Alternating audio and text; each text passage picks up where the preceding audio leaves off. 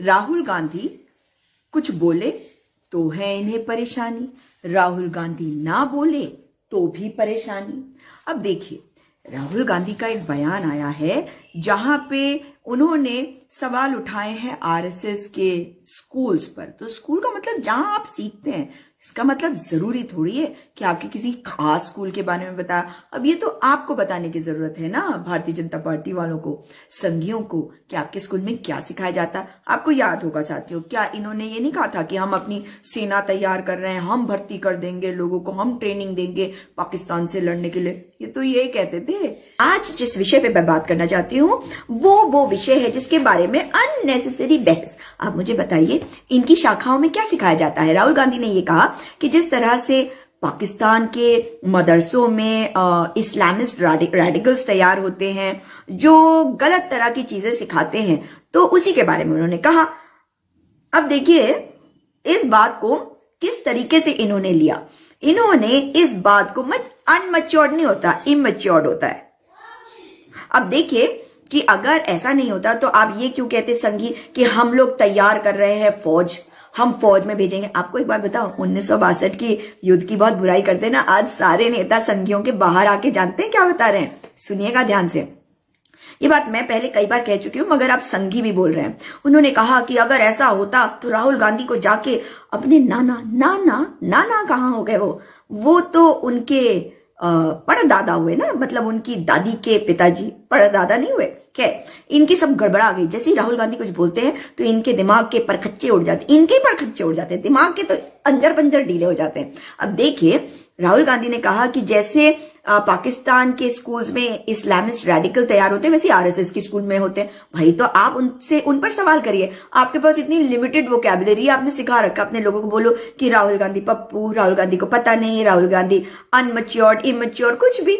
राहुल गांधी सच्चाई बोलते हैं। बिल्कुल सही कहा आपने, राहुल गांधी सच्चाई बोलते, झूठ नहीं बोलते। और राहुल के सामने संघियों की औकात नहीं। दिनेश ध्रुव जी कह रहे हैं, बिल्कुल सही। उनकी औकात इसलिए नहीं है क्योंकि राहुल गांधी पढ़े लिखे हैं, उन्हें अपनी पढ़ाई को छिपाने की जरूरत नहीं है, उनकी तरह नहीं है। याद है आपको 2014 में, 2010 में, पता नहीं, 2000 पहले ग्रेजुएट थी, फिर बाद में वो अंडर ग्रेजुएट हो गई। बोलो कौन? एक ऐसी महिला जो आज एक नेता है और जो 2010 में ग्रेजुएट होती हैं, फिर 2014 में अंडर ग्रेजुएट हो जाती हैं। 6 दिन का कोर्स करती हैं येल यूनिवर्सिटी में। शॉर्ट मतलब ऐसे ही होता है, ट्रेनिंग कोर्स जैसे होता है, वर्कशॉप हम करते हैं, हम उसे कार्यशाला कहते हैं। ये कहती है इनको डिग्री दी येल यूनिवर्सिटी की 6 दिन के कोर्स के बाद, क्योंकि उन्होंने इनकी नेतृत्व क्षमता को पहचाना। ऐसे तो इनके पढ़े लिखे नेता है। स्मृति ईरानी तमाम तरह की बातें बोलेंगी, और अगर उनके लिए कुछ बोलने लग जाओ तो कहेंगे मुझे ट्रोल कर रहे। और आप जो अभद्र भाषा का इस्तेमाल करती हैं वो क्या। अब आप मुझे बताइए, अगर राहुल गांधी ने ये बात कही तो गलत क्या कह दिया? क्या देश में जब से भारतीय जनता पार्टी की सरकार आई है तब से देश में झगड़ा, आपस में हम लोग झगड़ा नहीं कर रहे। मैं आपको बताना चाहती हूँ आज की पोलराइजेशन क्या होता है। पर इसके पहले आपको ये आपसे भी जानना चाहती हूँ कि आप मुझे बताइए, एक तो इन्होंने कहा था सेना में लोगों को भर देंगे, दूसरा उत्तराखंड में मैंने सुना कि इनके जो शिशु मंदिर है वो सबको ये जो है, जो सरकारी स्कूल है उसमें मर्ज करने की सोच रहे थे। भाई भगवान ही भला करे। फिर ये कहते हैं कि हिस्ट्री गलत पढ़ा रहे। अगर एक बात बता रहा जरा, अगर हमारे स्कूलों में हिस्ट्री गलत पढ़ाई जा रही है, इनके हिसाब की हिस्ट्री पढ़ लो, तो इतिहास बदल जाएगा क्या? और हम जो हिस्ट्री पढ़ा रहे हैं वो तो पूरी दुनिया पढ़ रही है, पूरी दुनिया पढ़ रही है। हम कोई अपने आप अपनी हिस्ट्री केवल थोड़ी पढ़ा रहे हैं। अगर पूरी दुनिया में हमारे जो छात्र हैं वो बहुत नाम कमाते हैं, चाहे हिस्ट्री, इंडियन हिस्ट्री को ले लीजिए या किसी में भी, तो ये जाके अमेरिका को क्यों नहीं कहते कि तुम्हारी किताबों में गलत बता रहे हो, तुम मुगलों के बारे में गलत बता रहे हो, तुम आर्यन के बारे में गलत बता रहे हो, तुम द्रविड़ियन के बारे में गलत बता रहे हो, वहां जाके बताओ ना। खैर, इनका चाल चरित्र, चेहरा आप जानते हैं, केवल झूठ पर पनपते हैं ये। और जो झूठ होता है ना, सच जो है वो कहीं पे भी पहुंच जाता है, मगर झूठ के पैर नहीं होते, सच के होते हैं। सच कहीं पे भी पहुंच जाता है। ये विभाजन की इनकी राजनीति का समय हो गया समाप्त। जो जितनी तेजी से ऊपर चढ़ता है वो उतनी तेजी से नीचे गिरता है, लेकिन जो क्रिमिनल माइंडेड होता है उसको वो अपने रास्ते ढूंढता रहता है, लेकिन आखिर में कानून के हाथ लंबे होते हैं। और कानून, देश के कानून से आप खिलवाड़ कर लो, मगर वो जो ऊपर वाले का कानून है उसके हाथ तो बहुत लंबे होते ही हैं, तो सजा आपको मिलती ही है। अब देखिए, ये कहते हैं कि नहीं हमारे यहाँ तो ऐसा नहीं होता। तो मुझे बताओ कि इनकी शाखाओं में क्या सिखाया जाता है। मैंने बहुत सारे ऐसे लोगों से बात करी है जो शाखाओं में जाते हैं। अब आप मुझे बताओ कि गाय जो है एक ऐसा प्राणी है जो ऑक्सीजन लेता भी है, ऑक्सीजन देता भी है। ये कौन से स्कूल में पढ़ाया जाता है? ये सिर्फ संघी बोलते हैं। आपने कभी पढ़ा? अगर आप संघी नहीं है और आप इनके स्कूलों में नहीं पढ़े, हमारे स्कूलों में तो नहीं सिखाया। भाई हम जब हवा लेते हैं तो हम हवा लेते हैं, जितनी गैसेस हवा में होती है वो सब अंदर जाती है, उसमें से कुछ अंश जो होता है ऑक्सीजन का वो यूज हो जाता है और कार्बन डाइऑक्साइड उसकी जगह पे निकलता है, मगर बाकी जो ऑक्सीजन होता है वो भी उस गैस के साथ, बाकी गैसेस के साथ निकलता है। तो इसमें क्या बताने की कोशिश कर रहे हैं कि गाय जो है एकमात्र ऐसा प्राणी है जो ऑक्सीजन लेता है भी है और देता भी है। तो भाई संघियों, तुम भी ऐसे प्राणी हो, हम भी ऐसे प्राणी हैं जो ऑक्सीजन लेते भी हैं, ऑक्सीजन देते भी हैं। बस ये है कि कुछ अंश ऑक्सीजन का कार्बन डाइऑक्साइड में बदल देते हैं। खैर, अब आप मुझे बताओ कि भारत देश का सबसे प्रथम आतंकवादी कौन था? प्रथम आतंकवादी का नाम था नथुराम गोडसे। नथुराम गोडसे किसमें था? वही सावरकर वाले हिंदू महासभा में।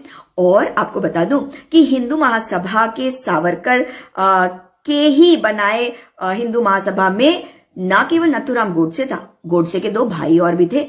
और इन्होंने जिस तरह से गोडसे का इस्तेमाल किया, और आज भी देखिए साक्षी महाराज कहते हैं कि महाराज किस बात का महाराज है ये, है शक्ल देखिए इसकी। खैर, खाली नफरत उसके मुंह से निकलता है, और जब मुंह खोलता है तो अजीबोगरीब आवाजें बातें करता है। और देखो कितने कैसे लोगों से जाके मिलता है। कुलदीप सिंह सेंगर से जाके जेल में जाके मिला था, जेल में। समझ में आया?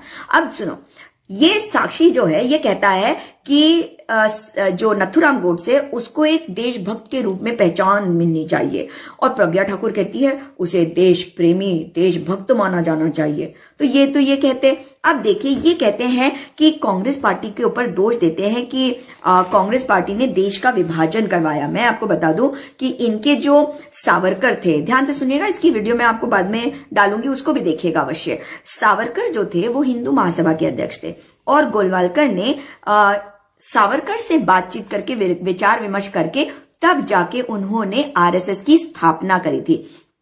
उसके अलावा आपको ये भी बता दूं कि किस प्रकार से जब हिंदू महासभा का 19वां अधिवेशन हुआ था, कौन सा 19वां, कहां पे हुआ था? अहमदाबाद में। मैं देखती हूँ अगर मुझे मिल जाए अभी तो मैं आपको पढ़कर सुनाना चाहूंगी। तो वहां पर उन्होंने क्या कहा था मैं आपको बताना चाहती हूँ। ये लोग कहते हैं कि भारत का विभाजन कांग्रेस पार्टी की वजह से हुआ, क्योंकि कांग्रेस पार्टी दो नेशन थ्योरी में विश्वास करती थी। झूठ, बिल्कुल झूठ बता रही है, क्योंकि द्विराष्ट्रीय सिद्धांत जो है वो सावरकर का था, और द्विराष्ट्रीय सिद्धांत जो है वो मुस्लिम लीग का था, मगर मुस्लिम लीग से भी पहले ये सावरकर का था। सावरकर ने किताब लिखी थी हिंदुत्व, और उसमें जो फिलॉसफी है उस पर विश्वास करते हैं ये सब भी। और ना केवल ये, सावरकर के साथ गोलवालकर ने बहुत विचार विमर्श करा और तब जाके आरएसएस की स्थापना करी। और गोलवालकर जो है उन्होंने स्थापना करी, मगर किसके साथ विचार विमर्श करके? सावरकर के साथ। सावरकर कौन था? हिंदू महासभा का अध्यक्ष। अब उन्होंने द्विराष्ट्रीय सिद्धांत के बारे में, मैंने आपको कहा ना, मुस्लिम लीग से भी पहले ये बात बताई थी। अब देखिए कि उन्होंने 19वें अधिवेशन 1937 में क्या कहा था, और मैं पढ़कर बता रही हूं, एंड आई कोट, फिलहाल हिंदुस्तान में दो प्रतिद्वंदी राष्ट्र पास पास रह रहे हैं। कई अपरिपक्व राजनीतिज्ञ यह मानकर गंभीर गलती कर बैठते हैं कि हिंदुस्तान पहले से ही सद्भावपूर्ण राष्ट्र के रूप में ढल गया है, या सिर्फ हमारी इच्छा होने से ही इस रूप में ढल जाएगा। इस प्रकार के हमारे नेक नियत वाले पर लापरवाह दोस्त मात्र सपनों को सच्चाइयों में बदलना चाहते हैं। दृढ़ सच्चाई यह है कि तथाकथित सांप्रदायिक सवाल और कुछ नहीं बल्कि सैकड़ों सालों से हिंदू और मुसलमान के बीच संस्कृति, धार्मिक और राष्ट्रीय प्रतिद्वंदिता के नतीजे में हम तक पहुंचे हैं। आज ये कतई नहीं माना जा सकता कि हिंदुस्तान एक एकता में पिरोया हुआ और मिला जुला राष्ट्र है, बल्कि इसके विपरीत हिंदुस्तान में मुख्य तौर पर दो राष्ट्र हैं, हिंदू और मुसलमान। ये सावरकर ने कहा था, ये सावरकर ने कहा था। अब समझ गए आप कितने झूठे ये कहते हैं कि विभाजन कर दिया। अरे भाई, आप ये बताइए कि 1942 में जब अंग्रेजों ने कांग्रेस को बैन कर दिया था और कांग्रेस ने सरकारों में से इस्तीफा देकर वो निकल भी गए थे, उस वक्त 3 राज्य, बंगाल, सिंध और नॉर्थ वेस्ट फ्रंटियर प्रोविंस, इन 3 जगहों पर जो सरकारें थी वो हिंदू महासभा और मुस्लिम लीग की अलायंस की सरकारें थी। और उस वक्त अंग्रेजों भारत छोड़ो आंदोलन का कॉल दिया था कांग्रेस पार्टी ने, उसका विरोध इन्होंने किया था। उस वक्त फजलुल हक जो हैं वो बंगाल के मुख्यमंत्री थे और उप मुख्यमंत्री थे श्यामा प्रसाद मुखर्जी। और श्यामा प्रसाद मुखर्जी ने एक चिट्ठी लिखी थी गवर्नर को कि कांग्रेस द्वारा बुलाए गए इस क्विट इंडिया मूवमेंट, भारत छोड़ो आंदोलन को कुचल दो, हम आपके साथ हैं। फजलुल हक मुस्लिम लीग के और उनके अलायंस पार्टनर हिंदू महासभा आपके साथ है, अंग्रेजों के साथ। इसका मतलब इन्होंने देश के साथ गद्दारी करी थी। आज मैं आपको एक और चीज बताना चाहती हूं। सावरकर ने 15 अगस्त 1947 को 15 अगस्त 1947 को एक संवाददाता सम्मेलन हो रहा था, प्रेस कॉन्फ्रेंस में उन्होंने क्या कहा मैं पढ़कर बताती हूं। जिन्ना मुस्लिम लीग के अध्यक्ष के द्विराष्ट्रीय सिद्धांत से मेरा कोई झगड़ा नहीं है। हम हिंदू लोग अपने आप में एक राष्ट्र हैं और यह एक ऐतिहासिक तथ्य है कि हिंदू और मुसलमान दो राष्ट्र हैं। क्या कि जिन्ना ने जो बात की कि उससे मेरा कोई झगड़ा नहीं है, ये मैंने नहीं कहा, ये इनके कायर सावरकर ने कहा। और मैं आपको बता दूं कि जो हमारे संविधान में लिखा है कि भारत जमीन का एक टुकड़ा है और उस पे रहने वाले लोग आप और मैं हैं। ये क्या कहते हैं, आपने सुना? ये कहते हैं कि हिंदू लोग अपने आप में राष्ट्र हैं, इसीलिए ये संविधान में विश्वास नहीं करते, ये नहीं मानते इस संविधान को। और ये तिरंगे के बारे में आजकल कितनी बातें कर रहे हैं, आप सुन रहे हैं ना। मैं आपको उसके बारे में भी बताना चाहती हूं कि इनके गोलवालकर ने राष्ट्रीय ध्वज के बारे में क्या कहा। और इनकी एक वो आती थी इंग्लिश की न्यूज़पेपर, ऑर्गेनाइजर था उसका नाम, उसमें इन्होंने क्या कहा मैं आपको वो पढ़ के सुनाता। उसमें क्या लिखा, द नेशनल फ्लैग, इस शीर्षक के साथ 17 जुलाई 1947 को एडिटोरियल छपा था। उस एडिटोरियल में इन्होंने लिखा था, इंग्लिश का है पर मैं हिंदी का ट्रांसलेट करके आपको बता रही हूं। हम इस बात से बिल्कुल सहमत नहीं हैं कि राष्ट्रीय झंडा देश के सभी दलों और समुदायों को स्वीकार्य होना चाहिए। यह निरी बेवकूफी है। झंडा राष्ट्र का प्रतिनिधित्व करता है और देश में केवल एक राष्ट्र है, हिंदू राष्ट्र, जिसका लगातार चलने वाला 5000 साल का इतिहास है। हमारा झंडा इसी राष्ट्र और केवल इसी राष्ट्र का प्रतीक होना चाहिए। हमारे लिए यह मुमकिन नहीं कि हम एक ऐसा झंडा चुनें जो सभी समुदायों की इच्छाओं और आकांक्षाओं को संतुष्ट कर सके। यह बिल्कुल गैर जरूरी है, अनुचित है और पूरे मामले को और उलझा देता है। हम अपने झंडे को उस तरह नहीं चुन सकते हैं जैसे कि हम एक दर्जी को एक कमीज या कोट तैयार करने के लिए कहते हैं। ये इन्होंने लिखा था। आगे बढ़ के बताऊं, अगर हिंदुस्तान के हिंदुओं की एक साझा सभ्यता, संस्कृति, रीति रिवाज और शिष्टाचार, एक साझी भाषा और साझी परंपराएं थी तो उनका एक झंडा भी था, एक ऐसा झंडा जो सबसे पुराना और महान था, बल्कि बिल्कुल उसी तरह जैसे कि वे और उनकी सभ्यता है। हमारे राष्ट्रीय झंडे के बारे में किसी भी फैसले से पहले हमें ऐसे ऐतिहासिक परिप्रेक्ष्य का ध्यान रखना चाहिए, ना कि उस गैर जिम्मेदारी से जैसे हाल ही में किया जा रहा है। यह सच है कि विदेशी आक्रमणों के कारण जो भयावता उनके साथ आई, अस्थायी विफलताओं ने हिंदुओं को राष्ट्रीय ध्वज को अंधकार में धकेल दिया। लेकिन हम सब इस बात को जानते थे कि एक दिन यह जरूर महानता और प्राचीन महिमा को छुएगा और लहराएगा। इस ध्वज के अद्वितीय रंग में ऐसा कुछ है जो देश के प्राण और आत्मा के लिए अत्यंत प्रिय है, और यह रंग भोर का अद्भुत रंग है। भोर का अद्भुत रंग है जो पूर्व की दिशा में धीरे किंतु भव्य सूर्योदय के वक्त प्रकट होता है। इसी तरह हमारे पूर्वजों ने हमें विश्व को जीवन शक्ति देने वाला यह ध्वज सौंपा है। वे सिर्फ अज्ञानी और दुष्ट हैं जो इस ध्वज के अद्भुत आकर्षण, उसकी महानता और भव्यता को देख नहीं सकते। यह आकर्षण, महानता और भव्यता उतना ही गौरवशाली है जैसा कि स्वयं सूर्य है। यह ध्वज हिंदुस्तान का एकमात्र सच्चा ध्वज बन सकता है। राष्ट्र को यही और एकमात्र यही स्वीकार होगा। जनता की लगातार बढ़ती मांग देखी जा सकती है और संविधान सभा को इसके मद्देनजर जन आकांक्षाओं की पूर्ति के लिए सुझाव दिए जाने चाहिए।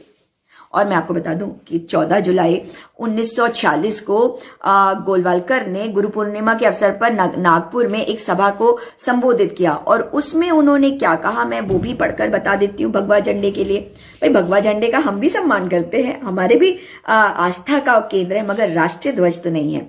इन्होंने कहा हमारी महान संस्कृति का परिपूर्ण परिचय देने वाला प्रतीक स्वरूप हमारा भगवा ध्वज है, जो हमारे लिए परमेश्वर स्वरूप है। हमारे लिए भी परमेश्वर स्वरूप है, पर राष्ट्रीय ध्वज नहीं है। इसलिए इसी परम वंदनीय ध्वज को हमने अपने गुरुस्थान में रखना उचित समझा है। आपके घर में और शायद मेरे घर में, हम सबके घर में होता है। अगर हम हिंदू धर्म को मानते हैं, बल्कि मैं कहूंगी सनातन धर्म को, हमारा दृढ़ विश्वास है कि अंत में इसी ध्वज के समक्ष सारा राष्ट्र नतमस्तक होगा। मतलब अभी भी दिमाग में बैठा हुआ था कि कैसे करके इसे बदल दिया जाए। तो अब मैं आपको एक आखिरी बात बताना चाहती हूँ, कहने के लिए बहुत सारी, भाई किताब इतनी मोटी है तो इसमें कितनी बातें लिखी होगी आप खुद सोचिए। खैर, अब इन्होंने ऑर्गेनाइजर में जो इनका न्यूज़पेपर था इंग्लिश, उसमें इंग्लिश में लिखा था, हिंदी का ट्रांसलेशन पढ़ के बता रही हूँ। ये था 14 अगस्त 1947 में रंगों के बारे में, जो राष्ट्रीय ध्वज है ना उनके रंगों के बारे में क्या लिखा था ऑर्गेनाइजर में। वे लोग जो किस्मत के दांव से सत्ता तक पहुंचे हैं, वे भले ही हमारे हाथ में तिरंगे को थमा दे, लेकिन हिंदुओं द्वारा ना इसे कभी सम्मानित किया जा सकेगा, ना अपनाया जा सकेगा। 3 का आंकड़ा अपने आप में अशुभ है और एक ऐसा झंडा जिसमें 3 रंग हो बेहद खराब मनोवैज्ञानिक असर डालेगा और देश के लिए नुकसानदेह होगा।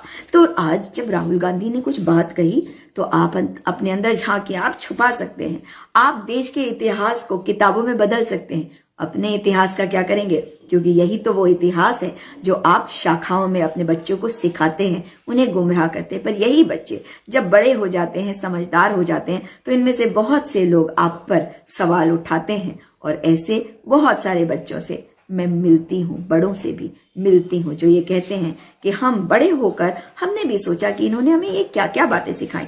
एक ने मुझे यहाँ तक कहा कि गाय जो है वो ऑक्सीजन लेती और देती है, और जब आपने इसके विरुद्ध अपने किसी लाइव में कहा तो मैंने सोचा कि ये आप क्या कह रहे हो, ये तो सच है कि गाय जो है वो ऑक्सीजन लेती है और देती है, और एकमात्र ऐसा प्राणी है जो ऐसा होता है, क्योंकि हमें ये शाखा में सिखाया गया। खैर, मेरा ये निवेदन है संघियों से, भाजपाइयों से, अब आप स्थिति को साफ करिए कि जो सरस्वती शिशु मंदिर है, उत्तराखंड में खबर आ रही थी कि आप हमारे जो सरकारी स्कूल है उनको आपकी सरकार बंद कर रही है, प्रचंड बहुमत वाली भारतीय जनता पार्टी।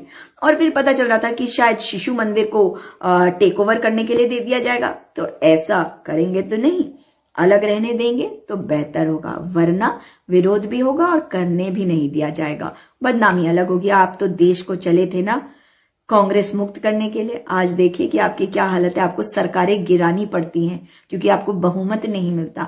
आपको लोगों को भ्रमित करके आप पहली बार आ भले ही गए, दूसरी बार भी आपने जो किया हमने देखा। लेकिन ध्रुवीकरण क्या होता है, इस चीज को समझिए। ध्रुवीकरण का मतलब होता है, आप ये समझ लीजिए कि जैसे ये है, अगर ये है और यहां से लेकर यहां, अगर आप किसी चीज को इतना कर देंगे कि इधर वाले लोग जो है, लोग इधर हो जाए, जब आप बीच की बात, इधर को भी सम्मान और इधर को भी सम्मान देते हैं तो साथ साथ चलते हैं।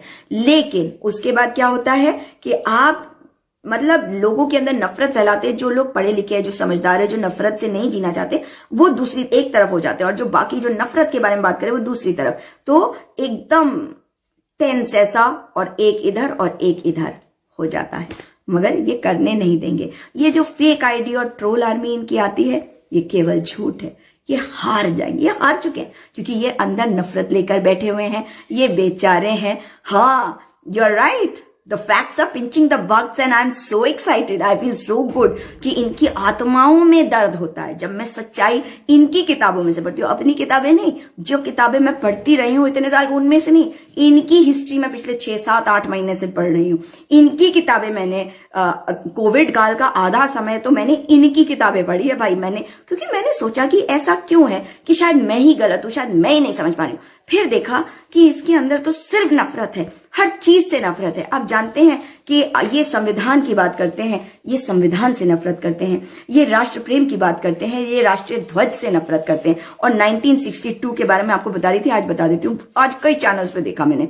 ये 1962 के जो युद्ध के समय पे हमारे जो वीर सैनिक है उनका कितना अपमान किया इन्होंने। भाई हार और जीत एक अलग चीज थी, लेकिन हमारा कोई सैनिक क्या पीछे हटा, कोई भागा क्या? सावरकर की तरह कोई कायर नहीं था, वो डटे रहे, जान दे दी, मगर डटे रहे, लड़ते रहे, अपने प्राणों की चिंता करे बिना। जब ये उन पर सवाल दागते हैं तो ये उनका अपमान करते हैं।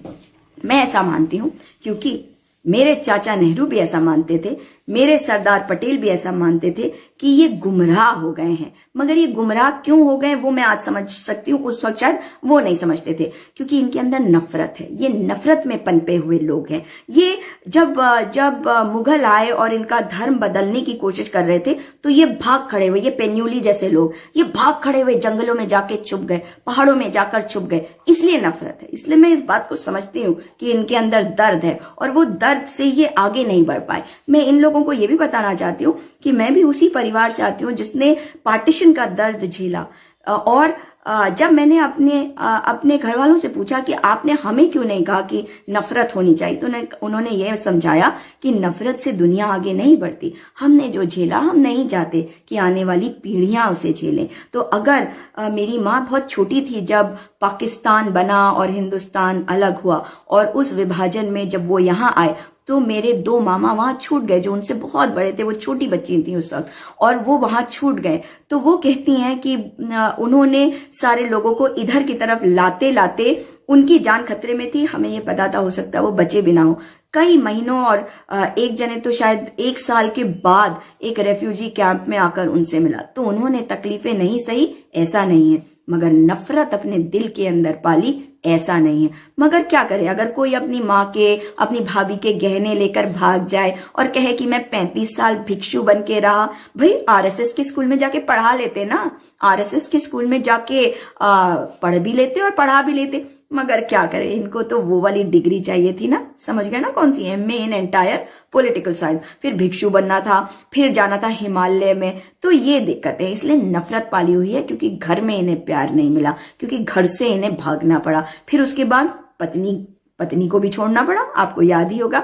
तो मैं समझ सकती हूँ कि इनके अंदर नफरत है, मगर इस नफरत को जो इन्होंने हमारे समाज में जो उड़ेल दिया है, उससे मुझे नफरत है। मैं चाहती हूँ कि हम सब एक होकर जिए। 1962 वॉर में जब जंग चल रही थी, जब युद्ध हो रहा था चाइना और भारत का, तो ऐसा नहीं है कि संघियों ने योगदान नहीं किया। आज जिसके बारे में ये आपको बताते हैं ना, आज मुझे खुशी हुई इनके नेताओं को भी देखते हुए कि वो वही बात बता रहे थे जो मैं कई बार आप लोगों को बता चुकी हूं, कि 1962 के युद्ध में जो योगदान उन्होंने दिया, सबने दिया, देश का हर व्यक्ति दे रहा था, हर नागरिक कर रहा था, क्योंकि देश एक साथ खड़ा था, नेहरू जी के पीछे, प्रधानमंत्री के, अपनी सेना के साथ, क्योंकि सेना एक युद्ध लड़ रही थी। मैं फिर कहूंगी, हार और जीत के अलग कारण थे, उसके लिए उस समय की सरकार को कटघरे में खड़ा करना भी चाहिए।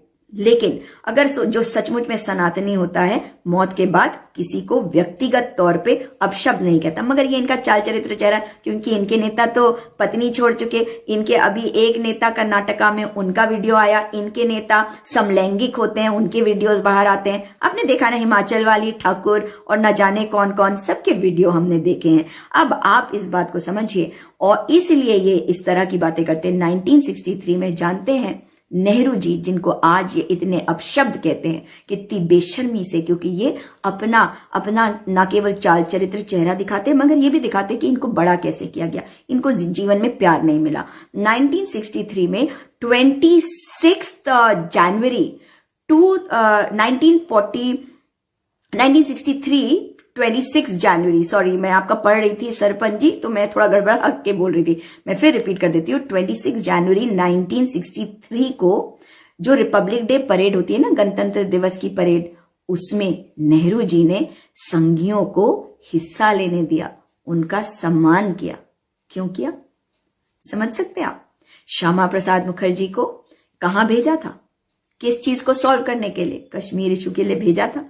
कई जगह पे उन्होंने कैबिनेट में जगह दी क्यों? क्योंकि अपने ही देश के लोग हैं। ये बात अलग है कि इतनी हिस्ट्री पीछे जा चुकी है कि और आज सत्ता में बने रहने के लिए ये नफरत फैला रहे हैं। मगर बाकी आप समझदार हैं, आप सोचिए कि सच क्या है और झूठ क्या है। प्यार से दुनिया आगे बढ़ती है, नफरत सिर्फ नफरत बांटती है। प्यार बांटोगे तो देश आगे चलेगा, विकास होगा। और अगर नफरत पालोगे भी तो अपना तो विनाश होगा, आसपास का भी विनाश होगा। इसलिए नफरत से बाहर आइए और प्यार, मोहब्बत, भाईचारे को अपनाइए। ये देश गंगा जमुनी तहजीब का देश है, इसको गंगा जमुनी तहजीब बनाकर रखना है। राहुल गांधी ने इस बात को कहा। एक बात प्रियंका गांधी ने भी कही।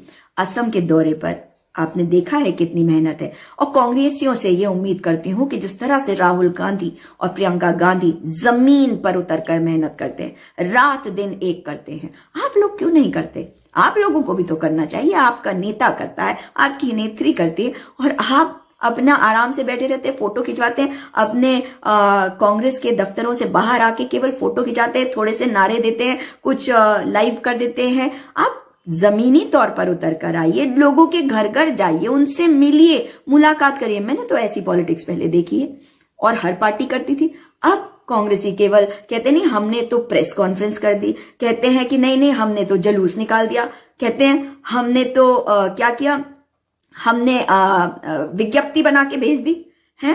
तो ऐसे तो नहीं करते आप काम। अगर आप जनसेवा के लिए आए हैं तो लोगों की तरफ हाथ बढ़ाइए, उनकी जो मुश्किलें हैं उनको समझिए, उसका समाधान करवाइए। किसी बच्चे को कोई परेशानी है उसको सॉल्व करिए, लोगों के घर घर तक पहुंचिए। ये सलाह है और ये सलाह मुझे देनी पड़ रही है क्योंकि मैं जिधर भी देखती हूं वहां मुझे कांग्रेसी नेता तब दिखते हैं जब वो जुलूस निकाल रहे हैं या दिख रहे हैं। ऐसा नहीं है कि वो ये नहीं करे, ये भी बहुत जरूरी है करना, लेकिन साथ ही जो लोग हैं उनके घर घर जाकर उनका हाथ पकड़िए, उनकी मुश्किलों को जानिए ताकि उनकी मदद आप कर सके और उनको अपनी पार्टी में जोड़ सके। कांग्रेसियों के साथ एक और दिक्कत है, आप लोगों को अपनी पार्टी में जोड़ना ही नहीं चाहते, आप जोड़ ही नहीं पाते क्योंकि आपको डर लगता है अगर कोई आ गया तो आपका क्या होगा। अभी मैं आपको बताऊं, एक बड़ी मजेदार चीज देखी मैंने। मैं अब कौन सी जगह की बात बता रही हूँ ये नहीं बताऊंगी, कहीं पे भी हो सकता, पूरे भारत में कहीं पे भी हो सकता, हर जगह का ये हाल है और कांग्रेसियों को इस बात को समझना भी पड़ेगा। मतलब कांग्रेस के एक नेता और जिनको लगता था दूसरों को रोक दो ना, मतलब किसी तरह से बस और कोई ना हो, मैं हूं, लेकिन दूसरे नेता एक आ गए।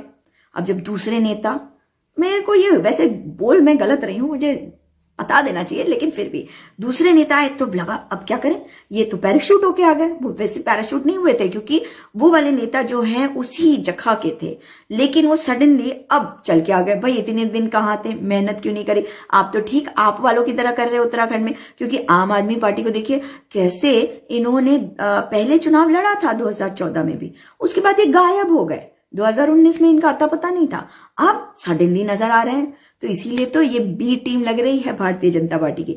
और उत्तराखंड के लोगों को इस बात को ध्यान में रखते हुए वोट करना होगा, सोच समझ के। और मुझे पता है आज भक्तों को बहुत बुरा लगा होगा क्योंकि मैंने इनकी किताबें पढ़ी, इनको लगता है मैं इनकी किताबें नहीं पढ़ती। भाई मुझे तो और भी मिल जाएंगी आपकी किताबें, वो भी पढ़ूंगी और बाकी लोगों को आपकी सच्चाई बताऊंगी। इस वीडियो को अधिक से अधिक शेयर करिएगा। दोबारा आपसे मुलाकात होगी। नमस्कार, जय हिंद।